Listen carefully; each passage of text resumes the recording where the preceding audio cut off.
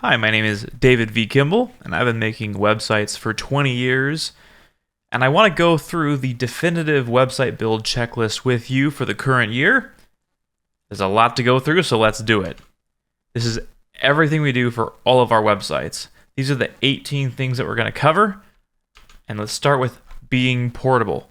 You want to change your mindset to not, I'm going to log into this system and use this for everything. No, you want to think about, I want something that's adapted that will change and be future-proof.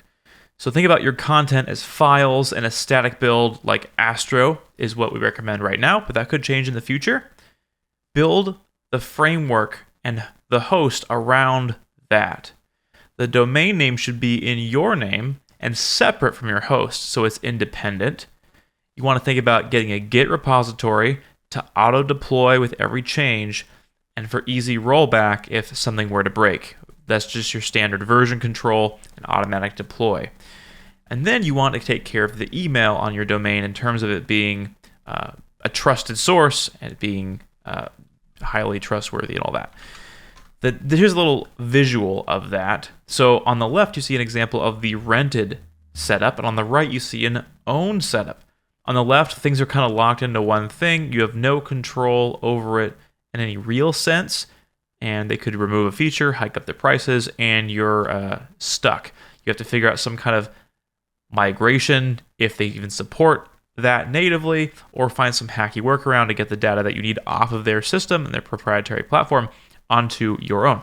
If you look at the owned setup, it mentions Hugo and Jekyll and Next.js. Astro would fit in that as well. But the idea is you have your own content connected to a Git repository, whether that's hosted on GitHub or GitLab or Git or something else, pushed to a hosting provider, and all of these things connect seamlessly. Let's continue. So beforehand, decide on what tools you want to use. If you use something like Replit or Lovable and you're trying to make your own site with AI, it defaults to things like React and Vite, which aren't necessarily bad things, but that's where lock-in can start to sneak in. AI systems tend to lean bias towards Vercel. Cloudflare bought Astro recently, so if you're using Cloudflare workers or pages, it's going to maybe bring in Astro. The point is to be intentional about the decisions you're making and not just kind of go with the default one, because if you inherit something, it might be harder to untie that in the future. Here are the pages you need for your website. You need a home page, and maybe an about page. You want real faces of real people, so they know that you're real, with social proof on third parties, like third-party profiles that you link to. You want one page per service if possible, and then map that as well to your Google Business Profile services. You want a clickable phone number and possibly an email, although that's optional. The form needs to go somewhere, so it needs to hook into Netlify or MailChimp or your CRM like HubSpot, whatever it is that you're using. And a thank you page is really helpful for tracking form conversions if your website's not sophisticated enough to track actual events. That would be something like if you're stuck on a GoDaddy website, for example. That's a classic example of you needing an actual thank you page to track form fills. Reviews linked to the real source. You want a testimonials page, generally speaking, and you want to link to every testimonial, if you can, to a third-party version of that to validate that it's a real testimonial and not one that you just made up. Your privacy page, your privacy policy, and terms of service should also probably be on your website, as well as a cookie consent banner, which we'll get to in a second. The files that generally people forget that are super important to have is a 404 page that is branded. So if someone goes to your website /random gibberish or dead page, it should be a branded 404, not a generic one that's offered by the service that you're using with a real status. You don't want to forget the favicon set. You don't want just one icon, you want one that maps for the operating system, what theme the person's running. If they're in dark mode or light mode on their browser, it should adjust accordingly. Robots.txt with AI bot rules, specifically a sitemap XML with no junk included, an RSS feed if you have a blog, and an lLMs.txt as well. These are core, do not forget these. A lot of websites ship without these things. Here's a visual of what that looks like. You can actually use something like Astro, and you can do dynamic automatic RSS generation, robots generation, and sitemap generation, for example, that does a live read of the published pages on your site and generates it automatically. Very handy. You don't need to like hand manipulate or hand maintain something like a text file manually. For meta and sharing, you want a default title and description that fits your homepage and is a fallback for any other page that doesn't have a specific title and description, but it should be overridable by a specific page. It should be 60, the title should be 60 characters and the description should be 155 or less. You want a canonical set to your real host. You want open graph images set and Twitter card set, so when it's shared on social media, in Slack or in Discord, an image comes up that's branded and relevant. You don't want this to be an afterthought, because if it's blank or it's just pulls a random image, it can look really unprofessional. You want to auto-generate OG images as well if you're able to. For example, you can programmatically set it so that it will pull a title and description and generate a nice branded open graph card with your logo on the top right or something like that. Look into that if you don't want to create them manually every time. Here's what you're seeing is a blueprint, you could say, of what would be a good example of an open graph image. I would say that's a little bit too detailed. You don't need the share now buttons. It's too much text on this. But get the general idea. It can pull from your actual content and offer something so you're not creating these images from scratch yourself each time. That's optional. Structured data and AI readability is highly important in the current year. You'll want to make sure you have organization or local business schema on your site so that AI tools and search engines know exactly what kind of website you are. You want to make sure that you have breadcrumbs and FAQ if possible. You want semantic HTML, and you serve Markdown to agents if you can with lLMs.txt and AGENTS.md, explaining to AI agents what the site is, what it's for, and so on and so forth. This is kind of a visual of how that will look. So it will look at your website on the root level. It will look at LLMs. It will look at agents and any skills that exist for that. For internal linking, you want to link as often as you can to other content on your site from one to another. You don't really want orphans, a page that exists on its own with nothing linking to it or linking from it. You never want to link to draft pages. If you have a draft functionality on your site, you don't want to link to a page that's in draft form because that's theoretically a 404, and linking to a 404 is a penalty.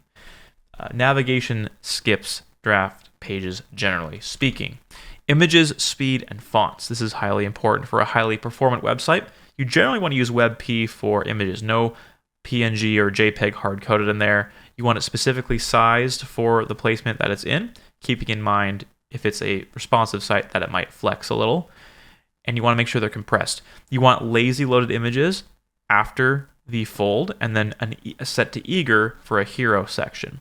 You want responsive, generally want responsive images across the board. And so there's some more technical stuff at the end there, and you want one variable for a swap. For a design system first, you want to think about the CSS variables you're going to set up with color, spacing, type. You want a one button and utility set, and then that way when you change it in one place, you can update it across your entire site. Now you might have individual per page settings and overrides, and that's totally okay, but you want to define them as CSS variables, not one-off hard-coded rules, I guess you could say. For accessibility, you want to make sure that things are have enough contrast so they can be read easily. You want to make sure that is keyboard controlled as much as you can and have proper focus states. Labels and heading order is paramount to accessibility, and you want to skip to content link as well if you can. You need to make sure that it's compliant for the most accessibility possible. For security, you want to force HTTPS across the board. You want to turn on hosts and use security headers in CSP. You want to lock down your permissions policy and spam protect every single form that you have. If you have an unprotected form, it's going to get rated by bots and AI agents. Content authoring. Typed content collections is very important. You want plain markdown one-line markers, and you can use Obsidian or Sveltia over the same files without a database. You do not need a database. I would argue 95% of websites do not need anything crazy because they are just essentially fancy brochure sites or content sites. Your agents.md should record stack, hosts, and conventions. It should stop AI from fixing your choices, continually reinventing the wheel, trying to force its bias on you. You should have clear instructions to have it stop doing what it typically does and follow what you want instead.